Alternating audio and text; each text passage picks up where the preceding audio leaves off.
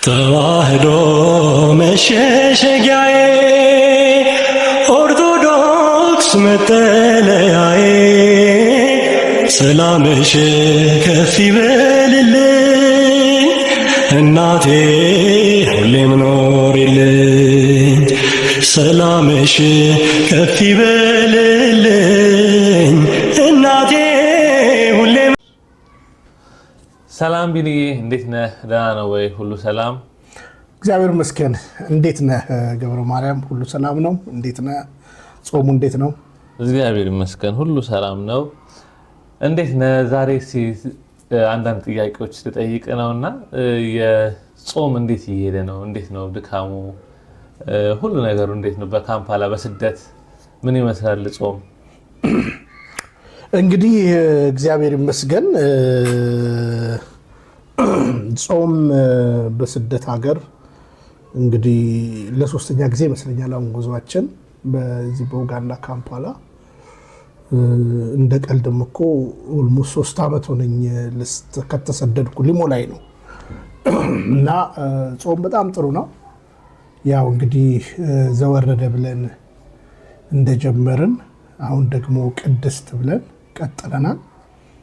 እንግዲህ ቤተክርስቲያን ስንዱ እመቤት ናት የምንልበት 7 እሑዶችንና 8 ቅዳሜዎችን ደምራ 40 ደግሞ ከሰኞ እስከ ዓርብ ያሉ ቀናቶችን እያንዳንዱን ሳምንት ምክንያታዊ አድርጋ ዘወረደ ስትል ቃል ሥጋ ሆነ የጌታ ከሰማይ ወደ ምድር መምጣቱን እንግዲህ እንደምታውቀው ከታኅሳስ ጀምሮ የመገለጥ ጊዜ ነበረ እና መወለዱን አይተን ጥምቀቱን አይተን እንዲህ እያልን አሁን ደግሞ እንግዲህ ነገ በማቴዎስ ወንጌል ምዕራፍ 4 ላይ ወደ ምድረ በዳ ጾሙ እንዳለን ሊያሳየን የሚጀምርበት ቅድስት ነው እና እግዚአብሔር የተመሰገነ ይሁን። እኔ እንግዲህ እንደ እንትን በጣም ፕራውድ ነው የሚሰማኝ የዚች ቤተክርስቲያን ልጅ በመሆኔ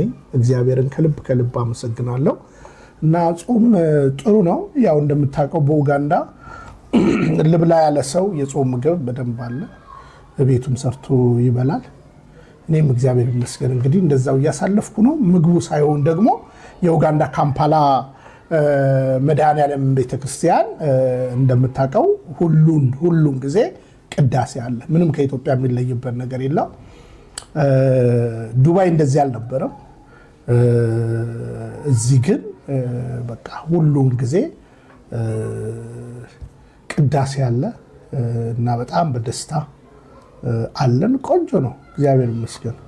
መልካም ቢኒ፣ ያው እዚህ ስደት ላይ ካሉን ቤተክርስቲያኖች አንዷ መድኃኔዓለም ናት። ሁሌ ቅዳሴ ያለበት እግዚአብሔር ይመስገን። ቢኒ፣ የሰሞኑን እንግዲህ በውስጥም በውጭም እየተፈጠሩ ያሉ ችግሮች አሉ፣ በሶሻል ሚዲያም ጭምር። ዘማሪት ዘርፌ የሰጠችው ቃለ መጠይቅ አለ። ቤተክርስቲያንን በጣም ስትሸች ነበር።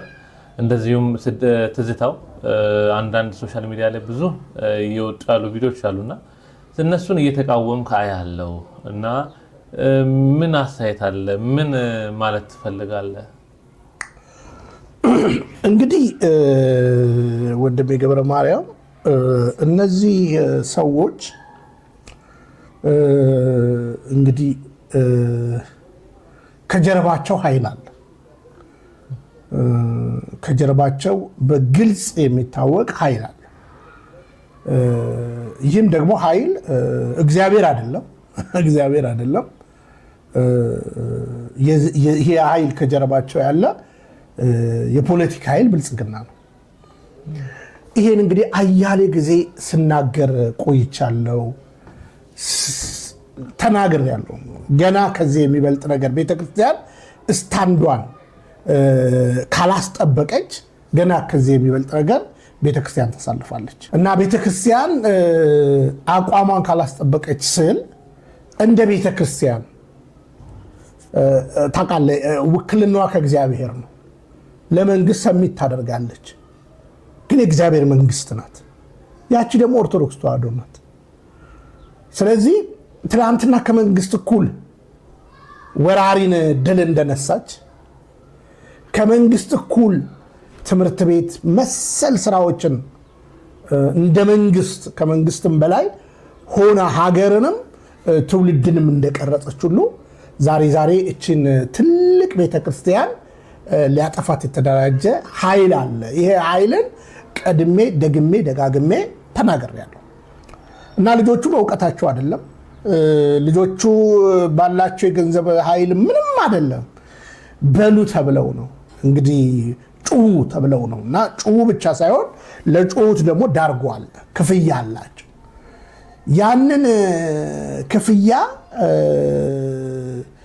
እነዚህ ልጆች እያዩ ነው እንደፈለጉ የሚናገሩት ማለት ነው። እንዳልኩ ህግ ባለበት ሀገር እነ ትዝታው ቤተክርስቲያን እንደፈለጉ እየሰደቡ እነ ዘርፌ እንደፈለጉ እየተናገሩ እነ ሚስጥረ እነ ጽጌ ስጦታው እንደፈለጉ እየተናገሩ ማንም አባቶቻችን ሊሞክሩ ይችላሉ፣ ግን ኃይል አቅም አላቸው ብዬ አላስብም። በአሁኑ ሰው አንዳንዶች ተጠልፈው ስለወደቁ ማለት ነው። ያው እንደምታውቀው ተደርጎ የማይታወቀው ነገር ከደርግ በኋላ ቤተክርስቲያን አንዳንድ ቦታ ላይ በሰላሌ አካባቢ ብቻ 122 ቤተክርስቲያን ተዘግቶብናል። እንደ አጠቃላይ 347 ቤተክርስቲያን በኦሮሚያ ብቻ ተዘግቶብናል። የሞት አደጋውን ታያለ፣ እየተገደልን። ስለዚህ ንግግሩ የሚያመጣው ነገር አለ፣ ፊዚካሊ ደግሞ የሚወሰድብን ደግሞ ጥቃት አለ እና ለምደነዋል፣ አባቶቻችንም ለምደውታል። ስለዚህ ልጆቹ ስጦታቸውን እየተቀበሉ ነው። ምናልባት ትላንትና አስቸኳይ ገብቼ የሰራሁት ፕሮግራምን አይተው ሊሆን ይችላል ስለ ዘርፌ። ከዚህ በፊትም ጠቅላዩ በራሳቸው ፕሮቴስታንቱ ሰብስበው ልታገኙት ከሚገባ 2% መሬት አላገኛቸውም ኢትዮጵያ ውስጥ ብለው ሲናገሩት ሰማቸዋል ማለት ነው። ስለዚህ በመሬት ባንክ ያለውን እያንዳንዱ ወደ 2573 መሬቶች አወጣችሁ ለፕሮቴስታንት ስጡ ተብሏል። ስለዚህ መሬት አገኛለሁ ብሎ የራሴን አዳራሽ ሰርቼ የራሴን ነገር ከፍታለሁ ብሎ ለሚጓጓ ሰው አድርግ የተባለውን ነገር ከማድረግ ወደኋላ አይልም። የአዲስ አበባ ሕዝብ ለፍቶ በመከራ የቆጠበውን ኮንዶሚኒየም አንስተው ለእያንዳንዱ ዘማሪ ለእያንዳንዱ ሰባኪም ለእንደነዚህ አይነት ሳዳቢዎች ጭምር እየሰጡ እንዳለ በደንብ ይታወቃል ማለት ነው። ስለዚህ ክፍያው ነው የውሾቹ ጩኸት፣ ክፍያው ነው የውሾቹ ጩኸት። ባለቤታቸው ነው፣ ማንም አይነካቸው። ስለዚህ እነሱን ልትነካ እንኳን አትችልም።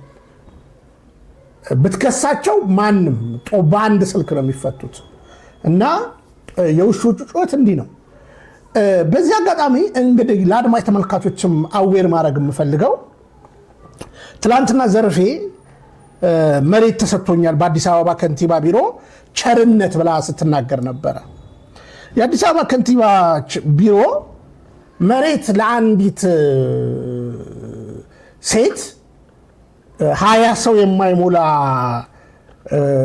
ሰው ላላት ሴት መሬትን የሚያክል ነገር ለምንድን ነው ከመሬት ተነስቶ የሚሰጠው? ይሄ በጣም መጠናት አለበት። እኔ ሁሌ በተደጋጋሚ እንደምናገረው በአርከበ ዘመን ላይ የነበረን አንድ ቦታ መካኒሳ ወስደን ሌላ ቀሪ ቦታ ነበረን እና አያት አካባቢ ብልጽግና ሲመጣ ያንን ጉዳዩን እንከታተል ነበረ። ለተወሰነን ለቃሊዮት እንደዚህ በአርከበ ዘመን በ97 የተወሰነልንም ቦታ በብልጽግና ዘመን ተረክበናል። ይሁንና ግን ይሄ የመሬት አሰጣጥ ጉዳይ እንግዲህ አሴምብልስ ኦፍ ጋድ ቸርችን ከአንድ ዘርፌ ከምትባል ሴት ጋር አታወዳድራትም ማለት ነው። አሁን ዘርፌ ላይሰንስም አልነበራትም። የዛሬ 3 ዓመት ላይሰንስም አልነበራትም። ፍቃድ አወጣች። አሁን እዚህ ጋር አድማጭ ተመልካቾቻችን በጣም በንቃት እንዲያዩት ፈልጋለሁ። ግሬስ ምናምን ነገር የሚል ፍቃድ አወጣች። ጠቅላይ ሚኒስትር አብይ ሲኤምሲ አካባቢ የሆነ አዳራሽ ተከራዩላት። እዚህ እስከ የዘፈንሽ ቆይ፣ ከዛ በኋላ እኔ ሌላ አዳራሽ አዘጋጅልሻለሁ። ለነጽጌ ስጦታው ለሌሎቹ ደግሞ ቤዛ ኢንተርናሽናል ቸርች ጋር እዛ እናንተ ደግሞ ተሰብሰቡ። ከዛ በኋላ ኮከብ ህንፃ ጋር ትልቅ ቦታ አለ፣ እንደ ህንድ ቤተክርስቲያን ገንጥዬ ናችሁ ብዬ እውቅና ሰጣለሁ፣ አዳራሹን ማሰራላችኋለሁ ብለው እንቅስቃሴ ላይ ናቸው። ይሄ እውነት ነው። አሁንም እንድታስተውለው የሚያስፈልገው 2573 ከመሬት ባንክ ያሉ ቦታዎች ወጥተው ለፕሮቴስታንት እንዲታደሉ ተደርጓል። ይህንን ወደፊት በጣም ለትውልድ መስራት እንችልበታለን ብዬ አስባለሁ። አንደኛ ይሄን ሁሉ መሬት ለፕሮቴስታንቶች ሲሰጡ ለኦርቶዶክስ ተዋሕዶ ቤተክርስቲያን ምን ሰጡ? አሁን አባቶች የተለያየ ነገር የነበረን ቦታ ማጽደቅ አንድ ነገር ነው፣ መብታችን ነው። ከዚህ በፊት ትዝ ካለ አቶ ፋንታውን የሚባሉ የቤተ ክህነት ሰው አሁን አሜሪካ ሀገር ያሉ ያኔ ተጠሪ ነበሩ። አንድም ቦታ የሰጠን የለም ብልጽግና ብለዋል። እንግዲህ አሁኖቹ ተቀብለው ከሆነ አላውቅም፣ ግን አስብ እንግዲህ ዘርፊያው መታ ትዝታው መጥቶ እያንዳንዱ የኦርቶዶክስ ተሳዳቢ መጥቶ መሬት እየወሰደ ነው ያለው። ለተሳዳቢ እንትኑ ስጦታውን እየተቀበለ ነው፣ ለስድቡ ማለት ነው። ግን እስቲ አንድ ነገር ልንገርህ። አሁን እሷ ላይሰንስ አወጣች፣ ከኢትዮጵያ ወንጌል አማኞች ካውንስል ላይሰንስ አወጣች። ካውንስሉ የትብብር ደብዳቤ ወደ ሃይማኖት ተቋማት ይጽፍላታል። ሃይማኖት ተቋማት ውስጥ ማን አለች? የኢትዮጵያ ኦርቶዶክስ ተዋሕዶ ቤተክርስቲያን በዋነኝነት አለች። እዛ የተቀመጠው አቶ ፓስተር ታምራት የሚባል አለ። እሱ ደግሞ ለከንቲባ ቢሮ ይጽፋል። ፕሮሲጀሩ ይሄ ነው በቃ። እውነት እዛ የኛ አባቶች ካሉ እውነት እነ ታጋይ ካሉ አባቶቻችን የአዲስ አበባ ሀገረ ስብከት እሱ እንኳን ፌዴራል ላይ ነው። የአዲስ አበባ ሀገረ ስብከት ሰዎች አባቶች በዚህ ጉዳይ ላይ እንግዲህ አሁን በፊት አቡነ ሄኖክ ነበሩ፣ አሁን ደግሞ አቡነ ሕርያቆስ ናቸው ያሉት። እውነት የዘርፌ ቦታ በሃይማኖት ተቋማት ነው ተጽፎ የተሰጠው። የሃይማኖት ተቋማት የትብብር ደብዳቤ ይጽፋል። ለምን ብለው መጠየቅ መብት አይደለም? አንድ መሬት ለጴንጤ ከተሰጠ አንድ መሬት ለእስልምና፣ አንድ መሬት ለኦርቶዶክስ፣ አንድ መሬት መሰጠት ለካቶሊክ መሰጠት አለበት። ምን ያህል ለበቀል የወጣ አካል እንዳለ ከጀርባ ታያለ። አባቶቻችንም ዝም ብለዋል። ለዛውም እንደዚህ ያለ ጊዜ ምቹ ጊዜ የለም ብለውም እየተናገሩ ህዝቡን እያዘናጉት አለ። ስለዚህ የተሳደቡት ሰዎች ሌላም ተሳዳቢ ከዚህ በኋላ ትጠብቃለህ። የውጭውን ጉዳይ ስታስብ ሌላም እነ ዮናታ አክሊሉ እነ ጩፋ በመሳደባቸው ቸርነት ተደርጎላቸዋል። አሁንም ተሳዳቢ ካለ ለምሳሌ ገቢ ጉተማ የሚባል ሰው አለ። ገቢ ጉተማ የሚባል ሻሸመኔ ምንም ነገር የሌለው ሰው ነው። አሁን አያት 49 ጋር በትልቅ መሬት ሰጥተውት እንዳለ ዙሪያውን ወደ 40 ምናምን ሱቅ ከፍቶ ቸርቹን ሰርቶ ይሄው ሚሊዮነር ሆኗል። በቃ ይሄው አንድ ሱቅ ከ40 እስከ 50 ሺህ ብር 42 ሱቅ አለው ይሰበስባል። ስለዚህ ቤተክርስቲያንም ሆነ ሀገር ፍትህ ያጣችበት ጊዜ ከተባለ ይሄ ጊዜ ነው። በእውቀት አይደለም የሚሞግቱት፣ በትምህርት አይደለም የሚሞግቱት፣ በቃ በጥላቻ እና ቤተክርስቲያን ብዙ አልነቃችም ብዬ አስባለሁ። በዚህ ጉዳይ አባቶቻችን አልወሰኑም እንጂ ለነሱ ለሚሰጠው ነገር ለኛስ ብሎ የመጠየቅ መብት አለን። በዚህ አጋጣሚ እንግዲህ ስታስቲክን መስራት ትችላለህ ማለት ነው። ፕሮቴስታንት አሁን ለምሳሌ ቃለ ሕይወት 10,000 አጥቢያ አለኝ ብላ ትናገራለች፣ በኢትዮጵያ ደረጃ ማለት ነው። መካነ ኢየሱስ 10,000 አለኝ ትላለች፣ ሙሉ ወንጌል 8,000 አለኝ ትላለች። አጥቢያ እንዲህ ነው የሚደረድሩት።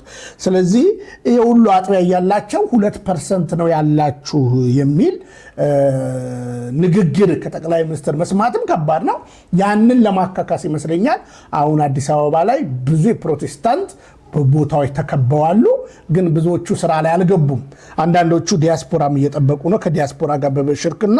ዞሮ ዞሮ ያው ውሻ ሲጮህ ስጦታውን ባለቤቱ ስለሚሰጠው ይህ ኦርቶዶክስን የማዳከም ስልት ስለሆነ ለዘርፌ እንግዲህ መኖሪያ ቤትም እንደዚህ አይነት የቸርችም ቦታ መስጠት ከመንግስት ማለት በእጅ አዙር ለሚሳደብ ለትዝታውም እንደዚህ ለሚሳደብ እንደ ማጉረስ እንደሆነ ይታወቅና ቤተክርስቲያን እንግዲህ ፈተና ላይ ነች ያለችው። ትውልዱም እንግዲህ ተዘናግቷል፣ አንዳንዱን ደክሟል። ግን እኛ እውነት እያልን መቀጠላችን አይቀርም። ዞሮ ዞሮ በዘርፌ ጉዳይ ትላንትና በዩቲዩብ ላይ ጠንካራ ፕሮግራም ስለሰራው ትውልድ ያንን እንዲመለከት አደራ ላለው። ከዛ በተረፈ በውሸት የሚከብር እግዚአብሔር የለም። እውነተኛ አእምሮ ያላቸው ፕሮቴስታንቶችም ቢሆኑ አሁን ጠቅላይ ሚኒስትር አብይ አህመድ እና ወይዘሮ አዳነች አቤቤ የሚሰሩት ስራ እውነት ለመናገር እንደ አንድ መሪ ርስት አከፋፈለን የሚል የኢያሱ መጽሐፍ አለ። እውነት በዛ ዘመን ካሌብና ኢያሱ ነበሩ። እንደ ካሌብና እንደ ኢያሱ ናቸው። የኦርቶዶክስ ተዋሕዶ ቤተክርስቲያን እኮ መሬት እኮ እንዴት እንደመጣ እኮ ይታወቃል። ምዕመኖቹ ናቸው መሬት የሚሰጡት። ሰሞኑንም አይታል ወላይታ ላይ አንድ አባት የጠቅላይ ሚኒስትሩ አማካሪ ናቸው አይደል? ቤታቸው ላይ ቦታቸው ላይ የራሳቸው ቦታ ላይ ቤተክርስቲያን ሰርተው ለቤተክርስቲያን አስረክበዋል። እና እንዲህ ነው እንጂ መንግስት ይሄ ቦታ ይገባሻል ይሄ ቦታ ይገባሻል ብሎ ልክ እንደ ፕሮቴስታንቱ እያደረገላት አይደለም። ባይተዋር ሆናለች። መሬት የህዝብ ነው። የህዝብ መሬትን ግን ለተለያዩ ግለሰብ ማደለቢያ መሆኑና ክፍያው የዋጋ መከፈያ መሆኑ ያው የሚያሳፍር ነው። ግን እናያለን አብረን እንግዲህ እነ ዘርፌም እንግዲህ አዳራሽ ገንብተው እናያለን ወደፊት ማለት ነው የሚሆነው። መልካም ቢኒ በደንብ አድርገህ ነው ያብራራኸው። ድክመቶቻችንን የምናረምበት ይሆናል ብዬ አስባለሁ። እንግዲህ በውስጥም ደግሞ ከሐሰተኛ አጥማቂያና ከሌሎች ግለሰቦች ላይ እንደ ዘመርኩን አይቼዋለሁ። በጣም ቪዲዮ እየሰራ ነው። አንተም አይቻቸዋለሁ። እና እነሱን ነገሮች ምንድነው የተፈጠረው? ምንድነው እየሆነ ያለው ነገር? ስለዚህ የመጨረሻ ጥያቄ ናት። በደንብ ሰፋ አድርጋ አብራራለን። እንግዲህ የዚህ ቅዱስ ቤተክርስቲያን የውጭ ፈተና እንደተጠበቀው ነው፣ የውስጥ ፈተና ደግሞ በግልጽ ይታወቃል ማለት ነው። ሐሰተኛ አጥማቂያንን በተመለከተ እኔ እንዳልኩ ኦርቶዶክስ ተዋሕዶ ነኝ። ጳጳስ አይቻል መጣው፣ ሰባኪያን አይቻል መጣው፣ ዘማሪያን አይቻል መጣው። ወዳቸዋለሁ፣ አከብራቸዋለሁ። ቤተክርስቲያንን አይቼ ነው የመጣሁት። ስለዚህ ቤተክርስቲያንን አይቼ ስመጣ ይህ ቤተክርስቲያናዊ የሆነ ነገር ካየው እጠይቃለሁ፣ በውስጥ አናግራለሁ፣ የተለያዩ ነገሮች አደርጋለሁ። እና ሐሰተኛ አጥማቂያንን በተመለከተ አግሬሲቭሊ ስንሰራ ምናልባት ወደ አሜሪካ እንኳን አባይ ዮሐንስ የሚባለው በአንዳንዶች አጠራር ጆቢራው የሚባለው ግለሰብ አሜሪካ ድረስ ሄዶ ርዕሰ ባህታዊ ምናምን የተባለ በጽኑ ስንቃወም ነበረ። እነ ግርማ የሚባሉትን ሄኖክ የሚባሉትን እነዚህ ሰዎች እንግዲህ ይህ ቤተክርስቲያናዊ ትምህርትና ልምድ ስለሚያስተላልፉ ነው። ሌላኛ ጥላቻ የለንም። እነዚህ ሰዎችን የተከተለ ሰው ኦርቶዶክስን አይደለም የተከተለው፣ አያውቃትም ኦርቶዶክስን። እውነን ለመናገር ኦርቶዶክስን ቢያውቃት ኖሮ ትምህርታቸውን ስንገለጥ ለምሳሌ አጋንንት አለብህ ብሎ ነው የሚያስተምሩት። ስትወለድ ከአጋንንት ጋር የተወለድከው ብሎ ያስተምራሉ። አልጋ ላይ መሀል ላይ በባልና ሚስት መካከል አጋንንት አብሮ ይተኛል ብለው ነው የሚያስተምሩት። ብዙ የስተት ትምህርት ቁርባን የምትቆርበው ለጎረቤት ነው ብለው ይህ መጽሐፍ ቅዱሳዊ ይህ ቤተክርስቲያናዊ ትምህርት ያስተምራሉ። ታላላቅ አባቶቻችን እነ ንጉሥ ዳዊትና ሐዋርያው ቅዱስ ጳውሎስን በአጋንንት ስራት ነበሩ ብለው እነዚህ ሰዎች ያስተምራሉ። ለነሱ የቅራቅንቦ ንግድ ብለው ታላላቅ አባቶቻችንና የእግዚአብሔር ቃልን የቤተክርስቲያንን ትምህርት ለገዛ የንግዳቸው ጥማት ይመነዝሩታል። ይሄንን በጽኑ ተቃውመናል። አንዳንዶችንም አትርፈናል። በእውነት ለመናገር ያው እንዳልኩ እነዚህ ሰዎችን የሚከተል ህዝብ እንደ ግሪሳ በቃ በጭፍን ነው የሚከተላቸው። ቆሞ እንኳን የመመርመር ጊዜ የለውም ማለት ነው። አንድ ኦርቶዶክስ ውስጥ የማየው ነገር ይሄ ነው። ስለዚህ እነ ግርማን ስንቃወም በምክንያትና ምናምን ነው፣ ያለ መረጃ ምንም ነገር አናወራም። አጋንንት ማስለፍለፍ የእግዚአብሔር ሰውነት ማረጋገጫ አይደለም። በመቁጠሪያ መደብደብ የጸሎታቸው ነገርን ዲፕሊ ስትይ ይህ ቤተክርስቲያን ነው ይልም። ስለዚህ ይህንን ባንክሮት እንግዲህ በጋራ ስንቃወም ነበር እና እግዚአብሔር ረድቶን አንዳንዱ ሰው ነቅቶ ከዚህ የስህተት ልምምድና ትምህርት የወጡ አያሌዎች እንዳሉ አውቃለሁ። ራሳቸውን እየመረመሩ እንዳለም አንዳንዶችን እንገነዘባለሁና አንዱ ይሄ ነበረ። ከሐሰተኛ አጥማቂያንና ከተለያዩ እንደ ልምምድ ውስጥ ካሉት ጋር የነበረኝ ጽኑ ሞግት። በሌላው እንግዲህ ልክ እንደዚሁ እንደ ግሪሳ በፖለቲካውም በሃይማኖቱም ተከታይ የፈጠሩ ግለሰቦች አሉ። እነዚህ ግለሰቦች ወደ ቤተክርስቲያን አይደለም ሰው የሚፈጥሩት፣ ወደ ራሳቸው ነው። ተከታይ ነው የሚያፈሩት። ቤተክርስቲያንን ሳይሆን ራሳቸውን ነው የሚሰሉት።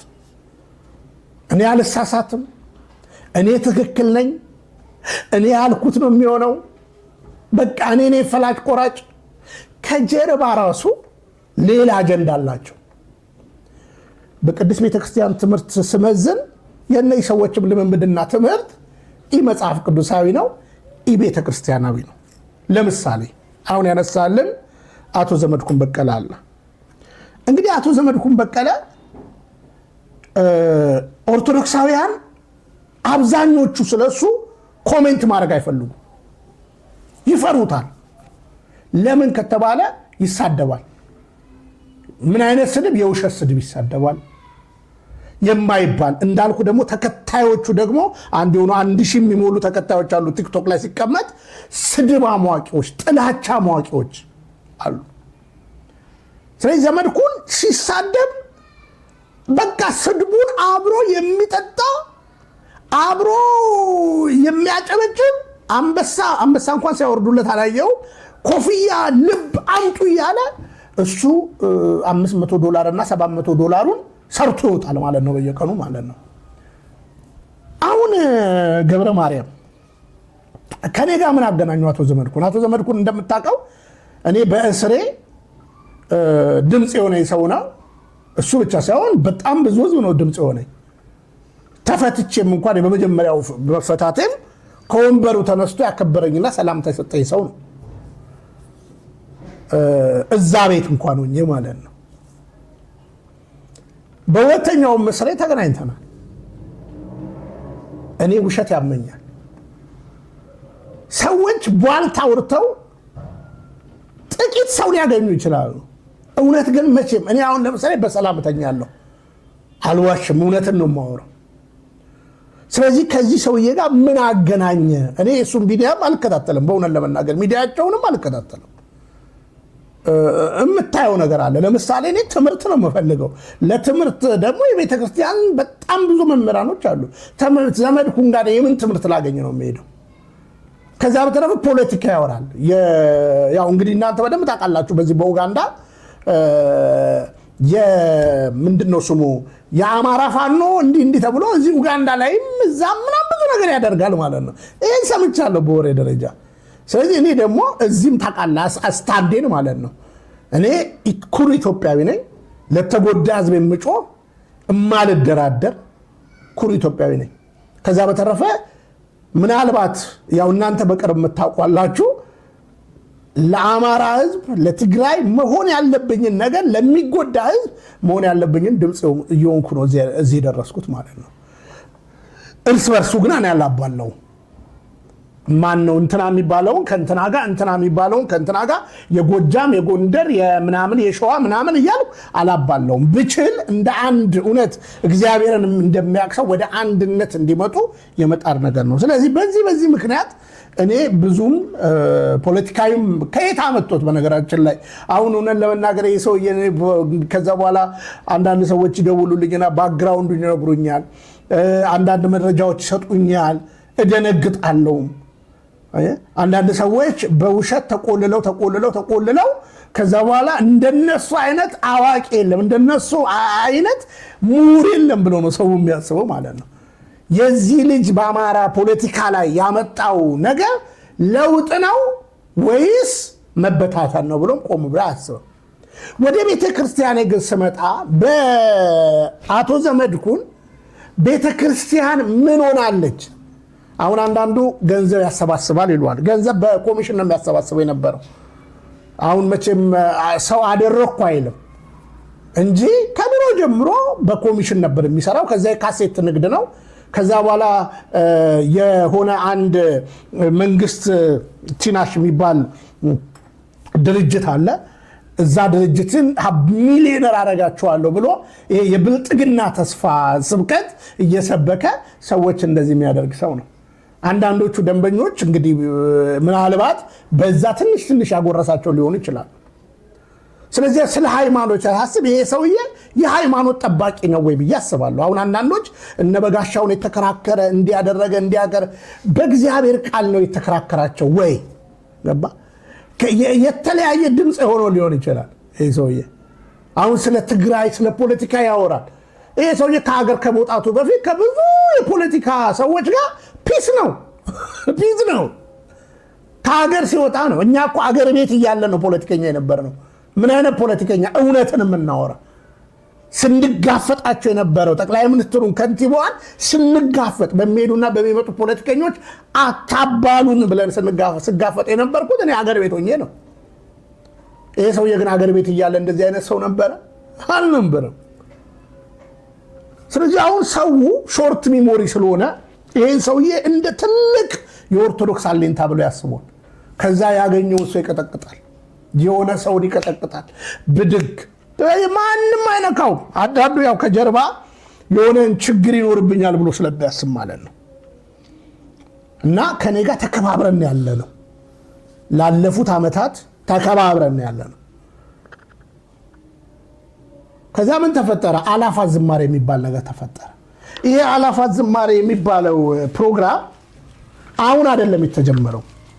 የዛሬ 2 ዓመት አካባቢም ሐሳቡ ተነስቶ እኔ አልስማማም፣ አላፋት ዝማሬ መኖር አለበት ብያለሁ። አምናም ተነሳ። እውነታውን በደንብ አድርጌ ተከታተልኩኝ። እኔ አላፋት ዝማሬ የዲያቆን ሄኖክ ኃይሌ ነው ብዬ አይደለም፣ የቤተ ክርስቲያን ነው ብዬ ነው የማምነው። ዲያቆን ሄኖክ ኃይሌን ሐሳብ ቢያመጣው የቤተ ክርስቲያን ነው ብዬ ነው የማምነው። ደግሞ ወንደርፉል በጣም አስደናቂ ፕላን ነው። ወደ 24 ፕሮጀክቶች አሉት። ብንችል እዚህ ማህበሩ ገብተን ልንደግፍ ነበር የሚገባ። ከዛ ሰውዬ የኔ ንስሐ አባት እዛ ናቸው ያሉት አሜሪካ። ሰዎች ይይዝና ዲያቆን ሄኖክ ኃይሌ ትግሬ ነው፣ ይሄ የትግሬ አጀንዳ ነው፣ እንዲህ ነው፣ ካቶሊክ ነው፣ የካቶሊክ አጀንዳ ነው፣ እንዲህ ነው ይላል ማለት ነው። ከዛ እኔ ወንድም የዛሬ 2 ዓመትም እኔ አቋም እንደግፋለን አላፋት ዝማሬ የዛሬ ዓመትም በጽኑ። ይህ ዓመት ግን እኛ እንደምታውቀው የዚህ የአርሲ ጉዳይ ጽኑ ስራ ነበረን። የአርሲ ጉዳይ ላይ በአርሲ ብዙዎች እየታረዱበት ስለነበረ እና ያው እኔ ቤት ጩኸት ነበረ። ከዛ በኋላ ሌሎች ወንድሞችም ተቀባብለን ምናምን ነገር እየሰራን ነበር በዚህ ጉዳይ ላይ ማለት ነው። እና እቺን ፕሮግራም ፈለጋት፣ አይን ውስጥ ገባች። ለአላፋት መምቻ ፕሮግራም እኔ ግብፅ ነበር። ከግብፅ ስመጣ በአላፋት ዝማሬ ማፌዝ ከኛ ጋር ያሉ ወንድሞች አባቶች እንደዛ ሲያደርጉ ይሄ ልክ አይደለም ብዬ አቋሜን በጽኑ አሳወቅኩኝ ማለት ነው። በጽኑ አሳወቅኩ፣ አገኘኝ ማለት ነው። አሁን አላፋት ዝማሬን መቃወም አትችሉም። እኛ እንዴት ተሰበሰብነው ስለ አርሲ ሞት ይብቃ እንጂ አላፋት ዝማሬን ለመቃወም አይደለም የሚል ጽኑ አቋሜን አሳየው። ከዛ ዱላው ወደ እኔ ዞረ ማለት ነው። ልክ አሁን ሄኖክ ኃይሌ ጌ ነው፣ ሄኖክ ኃይሌ ካቶሊካዊ ነው፣ ሄኖክ ኃይሌ እንዲህ ነው ተብሎ የሚነገረው መጣና ቢንያምም ካቶሊክ ነው ምናምን አለ። ከናዳነች ጋር ሊሰልል የመጣ ነው ምናምን ነገር አለ። እና ያላለኝ ነገር የለም። በእውነት ለመናገር እኔን አቶ ዘመድኩን በቀለ ቀና ብሎ የመናገር ሞራል እንኳን ሊኖር አይገባም። እውነት ለመናገር በመጀመሪያ ደረጃ ኦርቶዶክስ ተዋሕዶ ቤተክርስቲያን የነበረው እሱ ጉዞ ነበር የሚሰራው፣ ቢዝነስ ነበር ሲሰራ የነበረው። ካሴት ንግድ ላይ ነበረ፣ ቢዝነስ ላይ ነበር። መጽሔት ነው፣ ቢዝነስ ላይ ነበር። ከዛ በኋላ ባህታዊ የሚባል ደግሞ መጣሉ። ባህታዊ ተከታይ ነበረ። እንደዚህ አይነት ቢዝነስ ይሰራ ነው የነበረው። ከዛ ቲናሽ የሚባል ደግሞ አንድ ቢዝነስ የመንግስት ህገወጥ ነው በነገራችን እሱን ሸሽሎ ነው ወደ ጀርመን ሀገር የሚገባው። ይሄን ነበር ሰው የሚሰራው። ስራው ይሄ ነበር። ይሄ ሰውዬን አውደ ምሕረት ላይ እንደ ቤተክርስቲያን ትምህርት አሁን አንድ ሚዲያውን ትላንትና አግኝቼ ሰዎች ናቸው የላኩልኝ። በጣም የምፈልገው ነበረ ስለቅ የፓርትነሮቹ እንዳሉ ቅራቅንቡ የሚሰጡት ሲጽፉብኝ ነበር ከስር ገብተው ማለት ነው። በመጀመሪያ ደረጃ እዛ ቪዲዮ ላይ ራሱ በዚህ ያክል ማሽቃበጥ ከአንድ መምህር ነኝ የሚል እኔ መምህርነቱንም አላምንም እኮ ሲያስተምር ስታይ ነው አይደል መምህር የምትለው፣ ሲሳደብ የምታየውን እንዴ መምህር ትለዋለህ? ሲተች የሰው ገበና የሰው ማንነትን ነገ እንትን የለኝም። አሁን ለምሳሌ ዘመድኩን ላይ አሁን ቢኒያም ወደ ኢትዮጵያ አሁን ትላንት ነው ከትላ ወደ ሲሰራ አይተው ከሆነ ሰንደቁን ቀየረው አረንጓዴዋን አወጣት ቢኒያም ምናምን አለኝ። እኔ አንድ ነገር ልንገር፣ አረንጓዴውን ያወጣሁት ያው እንደምታውቀው ሁለተኛ ቻናሌ ሁለት ቀለም ነበር አይደለ? ቢጫና ቀይ ነበር አይደለ? የሱ ወዳጅ ነው ጸጋዬ ክፍሉ ማለት ነው። ጸጋዬ ክፍሉ ነው በነገራችን ላይ ሁለት ነው መስመር መሆን ያለበት ሶስት መሆን የለበትም ብሎ ያንን ቀየረ። እቺን ይዞ ቢኒያም ወደ ኢትዮጵያ ሊገባ ነው ከብልጽግና ጋር ተሞዳምዶ ምናምን ይላል። እኔ እኮ አቋም ያለኝ ሰው ነኝ። እንዳልኩ ወደ ኢትዮጵያ ብገባ መንግስት የሆነ ነገር ያደርገኛል ብዬ ነው እንጂ ያጭበረበርኩትና የዘረፍኩት የግለሰብ ብር ያስፈራኛል፣ የተከሰስኩበት ወንጀል እንደሱ ያሰጋኛል ብዬ አይደለም። ፖለቲካ የሚጀምረው ከሀገር ከወጣ በኋላ እውነት ለመነጋገር ማለት ነው። ግን ህዝባችን ሾርት ሚሞሪ ስለሆነ ዝም ብሎ በጭፍን ተከታይ ስለሆነ ሀቀኛ ነጭ ነጯን ምናምን ይላል ማለት ነው። ለምን መሰለ? ለሰው ለካ ነጭ ነጯን ሰው ሲሰደብ ነው። በትምህርት በእውቀት በምንም አይመጣም። ያው ሲጠርበት ገንዘብ ያሰባስባል ለሆነ ገዳም፣ ቀጥሎ ለራሱ ደግሞ ገንዘብ ያሰባስባል ማለት ነው። አሁንም ይሄ ነው ሲስተሙ በነገራችን ላይ። ስለዚህ ከዚህ ሰውዬ ጋር እንግዲህ ያገናኘኝ አላፋት ዝማሬ ነው። ከዛ በኋላ ግን መረጃዎች ይመጡልኝ ጀመር። አሁንም ገና ያላወጣኋቸው ብዙ መረጃዎች አሉ። ለምሳሌ ያቀረብኩለትን መረጃ አንዱንም እስካሁን አልመለስም። ሰሞኑን እንኳን ያቀረብኩት መረጃ ነበረ።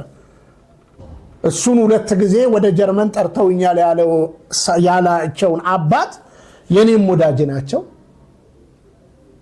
ሊቀ ካህናት መራዊ ተበጀ የሚባሉ ከካቶሊክ ከፕሮቴስታንት ከዘቨንዴ አድቬንቲስት ጋር በዚህ ጉዳይ የግብፅ ቤተክርስቲያን እንኳን በጊዜው አልተባበርም ብላለች።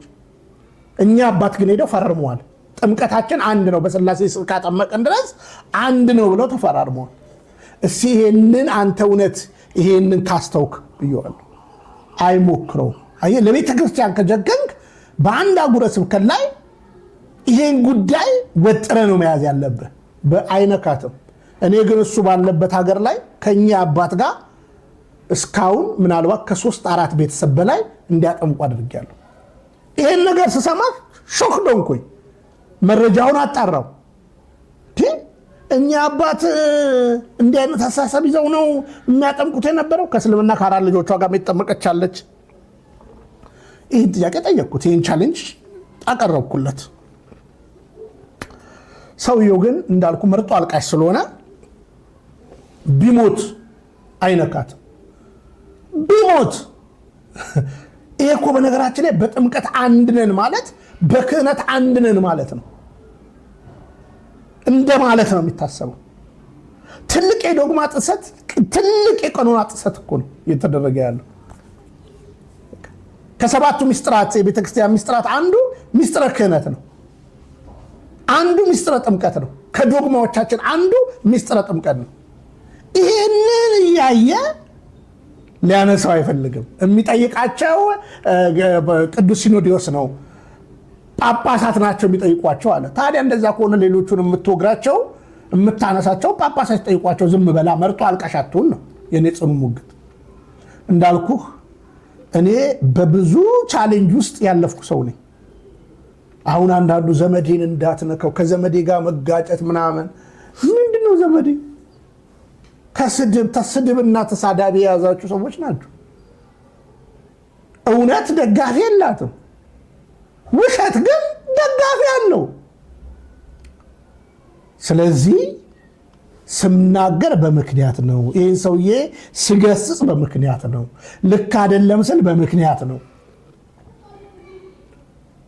እያንዳንዱ ያነሳዋቸው ፖይንቶች አንድም ውሸት የለበትም።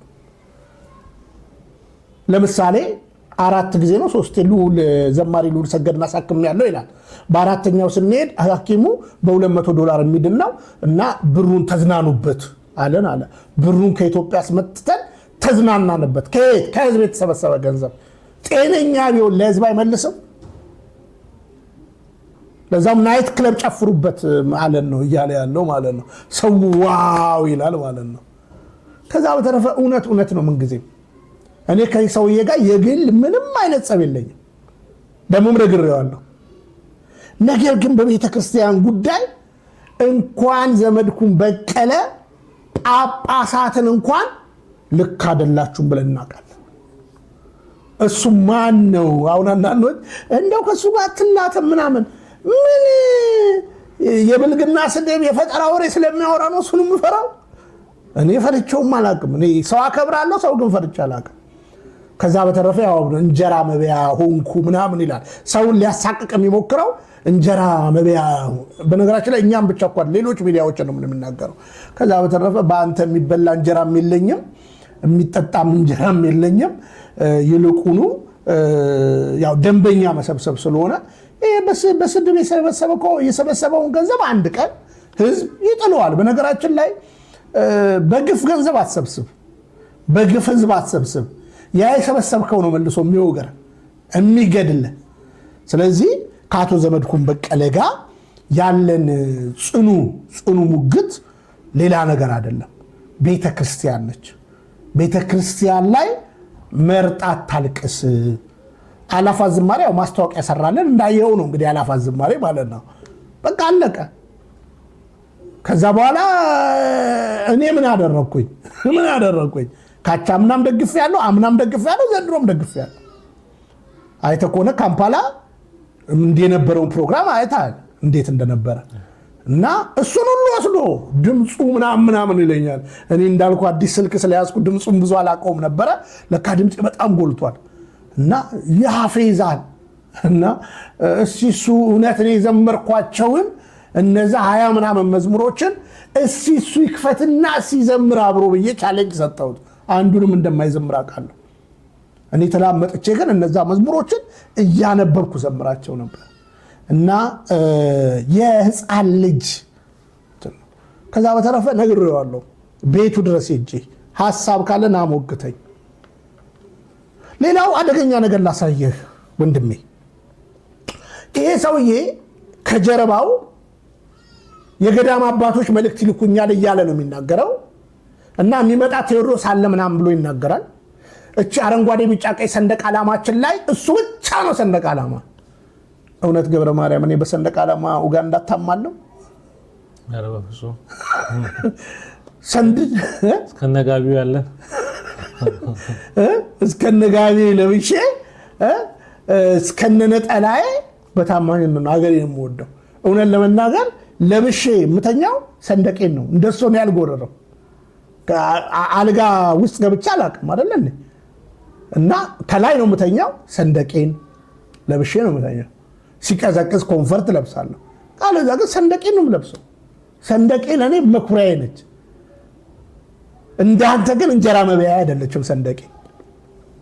ስለ ሰንደቅ ዓላማ ደግሞ ኢትዮጵያ ሆኜ የሰራኋቸውን ቪዲዮ ሂድና ያቸው። ከዛ በተረፈ ግን እኔ በሰንደቅ ዓላማ የተመሰረተ እምነት የለኝም ባይደወይ። ስለዚህ ቴዎድሮስ የሚመጣ ሰው አለና ልክ ራሱን እንደ መልእክተኛ አድርጎ ነው የሚያስበው። ባይገርም የገዳም አባቶች አንተ ነህ ብለውኛል የሚልበት ጊዜ አለ አንዳንዴ። እና ይሄ ሰውዬ እኔ መምህር ልለው ምንም የማልችለው አንድ ዝም ብሎ አክቲቪስት የሆነ ሲያምሮ በሃይማኖት ሲያምሮ በፖለቲካ የሚሰራ ሰው ነው። እና የመጀመሪያ ሰሞን ላይ እንደተናቆረን እውነት ለመናገር ከራስ ወዳጆች አንድ ሰው ከአሜሪካ፣ አንድ ሰው ከጀርመን፣ አንድ ሰው ከፈረንሳይ ደወለልኝ። እኔ ስሜን ሲያነሳ ነው በእውነት ለመናገር አሁንም ስሜን ሲያነሳ ነው መልስ የምሰጠው። ስሜን ካላነሳ ዝም አይለኝም። እንዳልኩ ግን የዚህ ሰውዬ አካሄድ ቤተ ክርስቲያንን ይጠቅማል ብሎ የሚያስብ ሰው ቂልና የቂል ነው። በነገራችን ላይ ዘመዴ ወደ ቤተ ክርስቲያን የሚጨምረውም ሰው የለም። ቤተ ክርስቲያንን ግን ሲያስገምታት፣ ሀገርን ሲያስገምት የሚኖር ሰው። ትላንትና አብረውት ከነበሩ የጋዜጠኞች ጋር አብሮ የለም። ትላንትና አብረውት እንግዲህ መንፈሳዊ ነን ከሚሉ ጋር አብሮ የለም። ልክ ሲጋጭ አብረው የነበሩ ጊዜ የሚያውቀውን ሚስጥር ያወጣና ይናገራል ማለት ነው። እና የኔ እንኳን አልተሳካለትም። ያወራው ውሸት ሁሉ ስለነበረ ያወራውን ሁሉ እንግዲህ በጥሩ መልስ መልሼለታለሁ። ኦልሬዲ አሁን እኔን እንግዲህ በሰንደቅ ዓላማ ምናምን አሁንም ደግሜ እየተናገርኩ ነው። ሰንደቅ ኢትዮጵያዊነቴ ማሳያ ነው። ኩሩ ነኝ እኔ። በነገራችን ላይ ከእስክንድር ነጋ ጋር እቤት ያደረግኩትን ኢንተርቪው መመልከት ይችላሉ ስለ ሰንደቅ ዓላማ። ግን በሰንደቅ ዓላማ ላይ የተመሰረተች ሀገርም የተመሰረተች እምነትም የለኝም። አድምቼ ልናገር ይሄንን። ኢትዮጵያ አሁን ባለው ሰንደቅ ዓላማ አይደለም የተመሰረተችው። ታሪክ አጥና በ18ኛው መቶ ክፍለ ዘመን ነው የሰንደቅ ዓላማ የነበረው። እምነቴ አሁን በ18ኛው መቶ ክፍለ ዘመን በተጀመረ ሰንደቅ ዓላማ አይደለም። በእኔ ዘመን ግን ኢትዮጵያዊነቴ ውክልና ሰንደቄ ነው። በጨዋ ደንብ ሰንደቅ ሰቅዬ ሰንደቅ አውርጄ የተማርኩ ኢትዮጵያዊ ነኝ። የሰንደቅ ዓላማ ጥቅሙ ማንነት፣ ዜግነት ነው። ሃይማኖት ግን አይደለም። ለሀገር እንጂ ለሌላ የሆነ መሪ እኮ ከመጣ እኮ ሊቀይረው ይችላል። ይህን ጉዳይ የሆነ ድምፅ እኮ ካየለ እኮ ሊቀይር ይችላል። አክችልም አይቀየርም ማለት። ቤተክርስቲያን ደግሞ ሎጎ አላት፣ ሰንደቁ ደግሞ ከጀርባ አለ። በቃ እነዚህ ሰዎች ግን አረንጓዴ ቢጫ ቀይ ይዞ ነው የሚመጣው ቴዎድሮስ ብሎ ይጃጃላሉ። እኔ የሚመጣ ጌታ ኢየሱስ ክርስቶስ አለ እንጂ የሚመጣ ቴዎድሮስ የሚባል ንጉስ ምናምን የለም። በነገራችን ላይ ይሄ ቤተክርስቲያንም ድምፅ አይደለም። ቤተክርስቲያን አንዲት ናት። የግብፅ ቤተክርስቲያን ምን ሊያደርጉ ነው? የአርመን ቤተክርስቲያን ምን ሊያደርጉ ነው? እና ይሄ የዝም ብሎ ከባህታዊ ጋር ውሎ ድሮም ከባህታዊ ጋር ነበር የሚውለው።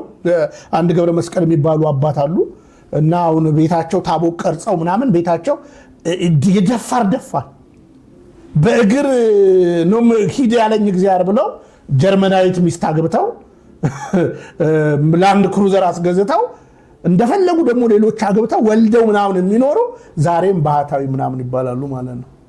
እና ቤተክርስቲያን መንቃት አለበት። የጀገነ ህዝብ መውጣት አለበት። እኔ እንደዚህ አይነት እንኩሽኩሽ ያለ ነገርን ዝም የማይሰው አይደለሁም። እኔ ኦርቶዶክስ ነኝ። ምንም አይቻል መጣው ቤተክርስቲያን ነው አይቼ መጣሁት። የማየውን ደግሞ ነገር በውስጥ እናገራለሁ፣ በውጪ አልሰማ ያለውን እተቻለሁ። ስለዚህ መርጦ አልቃይ ስለሆነ በዚህ ነበረ ስንጋጭ ነበረው። እንግዲህ ያው ትላንትና የሰንደቅ ጉዳይን አንስቶልኛል። ጸጋዬን የቀየረውና እኔ በሱም አላምንም። ሰንደቄን በጣም ስለምወድ የኔ አረንጓዴ ቢጫ ቀይ ነው። ግን ሁለተኛ ቻናሌን አላረፍከውም እንጂ ሁለተኛ ቻናሌ ቢጫና ቀይ ነበርና የሁለተኛ ቻናሌ ነው ወደዚህ ዙር የተባለውና የምታውቁ እናንተ ታውቁታላችሁ። ከዛ በተረፈ ግን ወደ ኢትዮጵያ ሊገባ ነው ብሏል። እኔ ካንተ በላይ በቃ ልሞት ከሆነ ለእውነት ለመናገር ወደ ሀገሬ ልገባ እችላለሁ። ግን እንዳልኩ ነው። እኔ ግለሰብ ይጠብቀኛል ብዬ አልሰጋም። ወደ ኢትዮጵያ ስገባ እነዛ ጨርብሬያቸው የወጣቸው የክስ ወንጀሎች ምናምን እንትን አይሉኝም ማለት ነው። እኔ የተከሰስኩትም በእውነት ነው፣ የታሰርኩትም በእውነት ነው። ነገም ብልጽግና የሚገለኝ በእውነት ስታንዴ ነው። እዚህም ሆኖ ሊገለኝ ይችላል። አንተ እሱም ጭምር ማለት ነው፣ የሰውዬም ጭምር ማለት ነው። ገዳዮች አሉ እና አሁን ቢኒያም ደግሞ ሰነድ አለኝ። ብዙ ሰነድ ሰጥተውኛል። ገና እንትን አደርጋለሁ። ቀላል እባክህ ነው። ታውቃለህ ገብረ ማርያም 6 ዓመት ቤተክርስቲያን ሄዶ እንደማያውቅ ሰውዬ የዛሬ 2 ዓመት 23 ላይ ነው የተናገረው። 6 ዓመት ቤተክርስቲያን ሄዶ ያውቅ፣ ግን መምህር ምናምን ይሉታል ማለት ነው። እሱንም ቪዲዮ እኔ ነኝ ያወጣሁት። አሁንም ቤተክርስቲያን አይሄድም።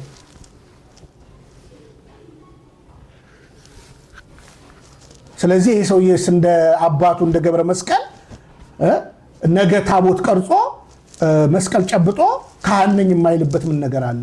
እንዳልኩ እኔ ነኝ እያለ ራሱን እንደ አንድ ታላቅ መልእክተኛ አባቶች ልከውኝ፣ ያው ደግሞ ምስኪን አባቶቻችን አሉ ራበኝ ብሎ የሚያሰራው እሱን እንግዲህ ቀና አላባከንም የሚያሰራቸው ነገር የሚረዳው ነገር አለ ይሄ በቃ ይሰጣል ለፖለቲካውም ይሰጣል ለሃይማኖቱም ይሰጣል ማለት ይሄ ሁሉ ቤተክርስቲያን ስትራክቸሯን ጠንካራ ባለማረጓ ነው እንጂ ገዳማውያን አባቶቻችን እኮ የገዳም ራሱ መምሪያ አለ በዛ ጠንካራ ስራ መስራት ይቻላል ስለዚህ ለብዙዎች ሲሳይ የሆነበት ነገር አለ ሲሳይ ስለ እንደዚህ አይነት ክፍተቶችና አንዱ የሰውዬ ይሄ ነው አሁን ሰሞኑን የራሱ ሚዲያ ከነበሩት ውስጥ የተወሰኑት ክደውታል እኔም ማቃቸው በግልጽ አማርኛ ስለዚህ አሁን ለገዳም ይልና ቀጥሎ ለራሱ ሚዲያ ገንዘብ ያሰባስባል ችግር የለበትም ጀርመን ሀገር ነው የሚኖረው እንዳልኩ እኔ